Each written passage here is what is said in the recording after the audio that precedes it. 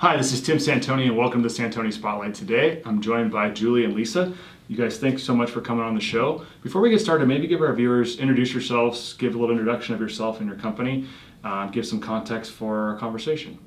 Great. My name is Lisa Ornelas. I am co-owner with Julie Wolfe of Tru HR Solutions. Do you want to tell them a little bit about what we do? Sure. So we've both been in HR for approximately 20, 25 years. And just most recently, about 5 years ago, started our own HR company. So we focus on really compliance as kind of one of our key pieces.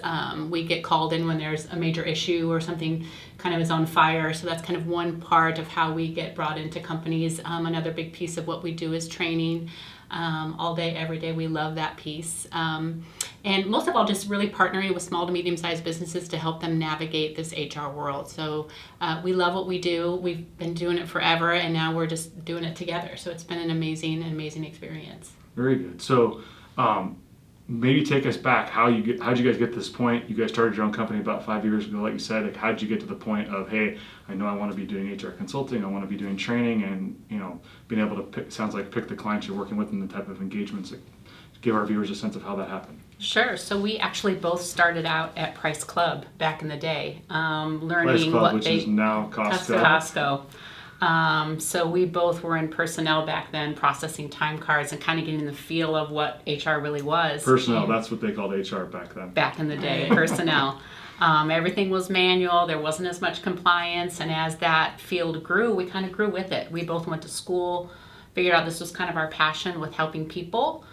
We did a ton of work in the corporate world, and we said we can do this on our own better. We both spent many years consulting for a large PEO, professional employers organization, and found out it truly was our calling. So our dream job was to always work together, and boom, here we are. Yeah. So it's pretty fantastic. So you always had that in mind, that you were going to work together at some point. Absolutely. We worked for similar companies, same companies at the same time in our past. So it's a natural progression. Yeah.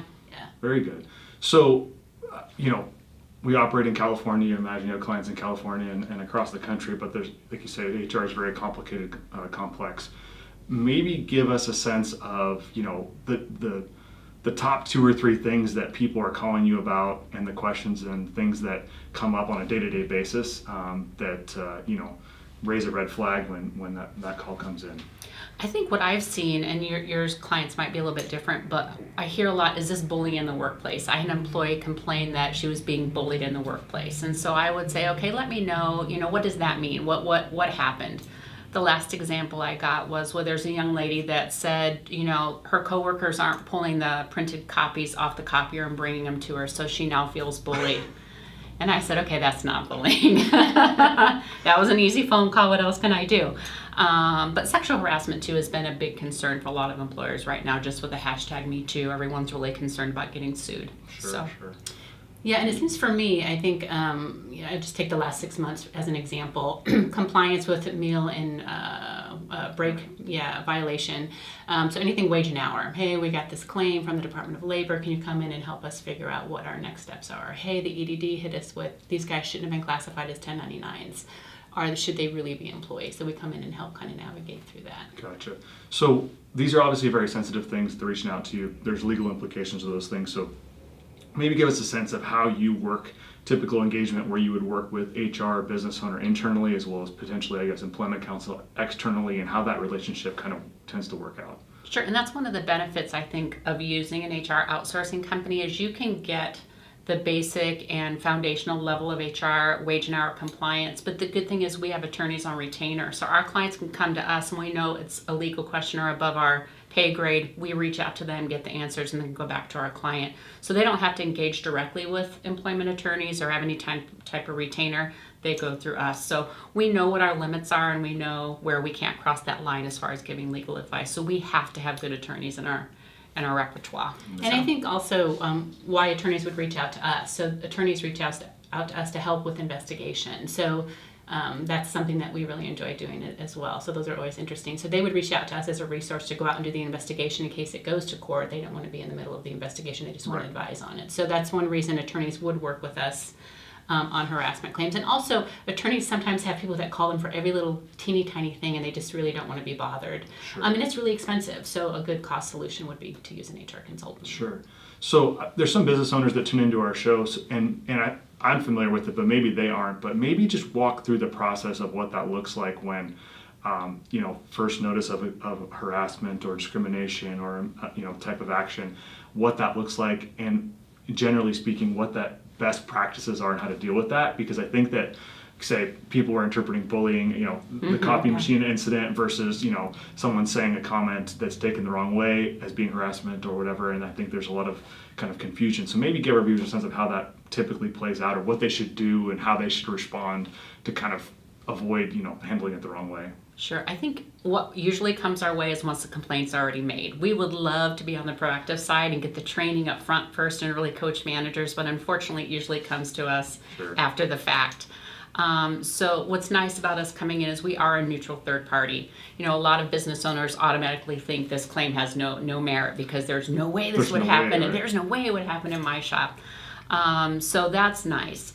The good piece too is people don't know us, so they feel a little bit more about opening up, and there's not going to be retaliation because we're not an internal employee. So I think those are a couple good reasons as to why people would come with us.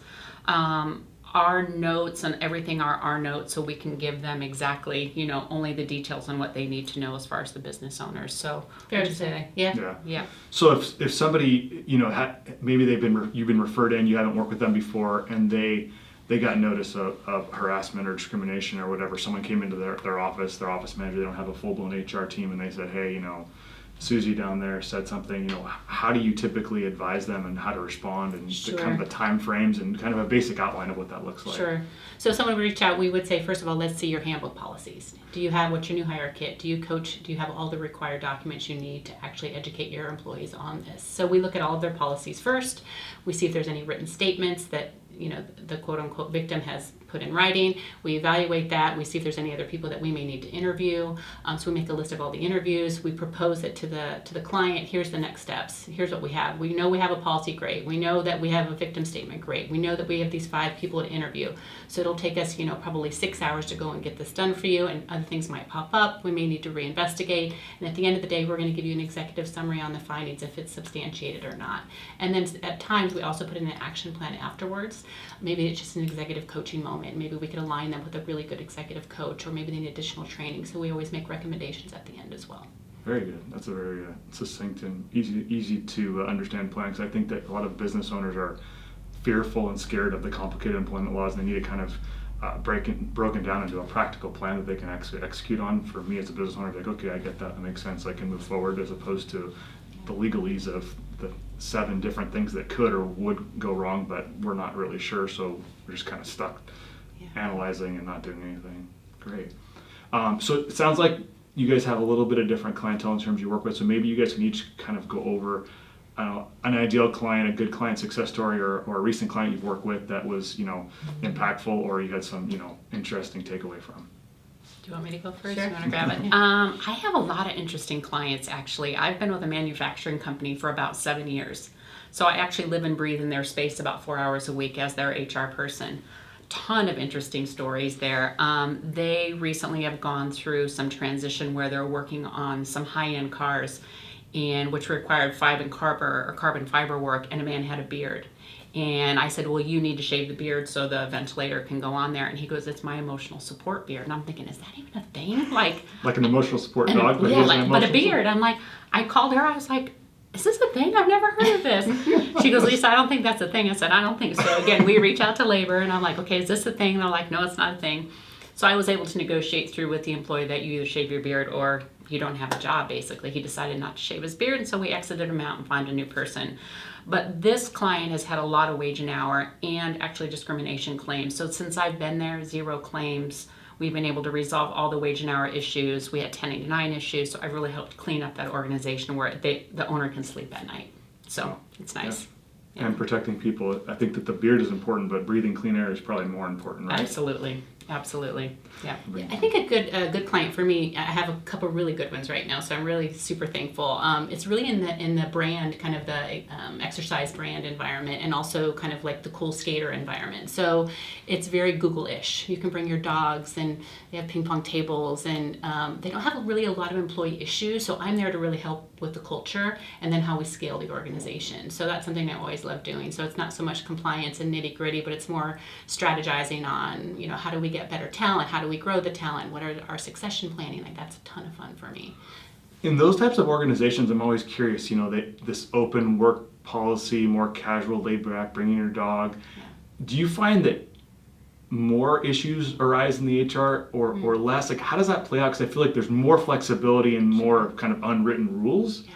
How do you see that play out? For me, I see it from the top down. It really depends on top management and how they kind of ingratiate their team, and if they really care about it and they truly care about them, I see that it's usually not an issue. But I do have another client who's in that space who's not the best leader. I'll just leave it at that. And there are some issues over dogs, or who gets to come in later, who gets to telecommute, and they're a little bit of bickering. So it really, I think, depends on the leadership and how collective they are in their approach. Got it. Yeah. I was just wondering that. Interesting. Yeah. So before I let Lisa and Julie go, I think that one thing I wanted to discuss was this new law coming down in 2019, which says that employers with 5 employees or more are going to be required to do sexual harassment training. And as I understand it, well, maybe you guys can explain more about it, but the rules and implications and how that plays out, and strategies you guys are going to implement with your clients, and inquiries that come in, in the next probably 30 to 90 days. Yeah, sure. So now it's 5 employees or more. We got to start that training right in 2019 to be completed by the end of 2019. So as of January 1, 2020, everybody has to be up to speed.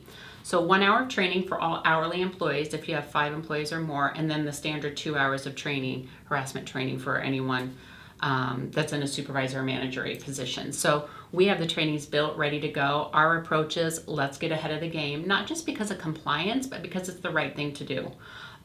It sets a really good tone for your culture. It lets your employees know that you care about them. It really helps level the playing field and just keeps everyone on par and up to expectations as far as what the business expects from conduct anyways. Yeah, totally agree. We're ready to rock and roll. And you get pushback from employers that are afraid that we're going to train them like how to sue us.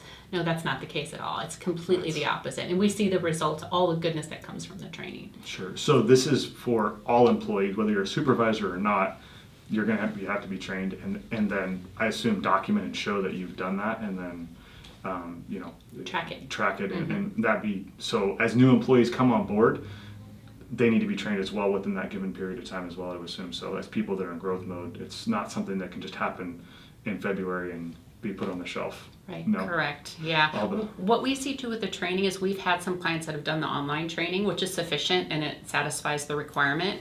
But I think the more interactive you can be with actually someone in front of your folks that can bring real life situations, that can answer questions on the fly, that can really do that, really makes the training set in a lot more. You get the click, click, click from the online, and that's what people remember. Well, I clicked through it as fast as I could and it wouldn't let me cheat. Whereas if there's an in-person training, it's just much more impactful. And generally speaking, when you have that kind of interactive training, it's a short period of time, but from a cost perspective, I mean, those online tools are obviously probably more cost effective, but in your experience, is it significantly more expensive to bring in an organization like yourself, or is it kind of, probably it's not, depending on the number of folks that you have in the training. So if you have a room of 10 people, we could do it just as cost effective as an online training. All right, because online training is going to be per user, per student. Mm-hmm. And then there's no ability to ask questions on the online training, I'm guessing, right? Not for an immediate response that I've seen yet so far. No, not good. Yeah. And what's the cost of non-compliance with that? What could the labor department or EDD or whoever, what could happen? I've not seen any fines issued to any of my clients for non-compliance, but I think if you do get a lawsuit, that's so many strikes against you. It's interesting too, because most of the top level leadership don't think they need to attend, or the CEO or the owners don't think they need to attend. Of all people, they need to attend. They're the ones that need to be there. Correct. Yeah, the awareness of just, like you say, it starts at the top and works its way down. Absolutely. Awesome. Well, Lisa, Julie, before we let you go, we like to ask some personal questions. When you're not protecting employers and helping build cultures, where do you guys like to spend your free time? And when you're not working together? I'm dog lover. I have 4 dogs at home, so I'm with my dogs, or I'm helping rescue other dogs and finding them home. So that's my passion. Okay, my kids come second, I guess, but they're grown, so they're fine.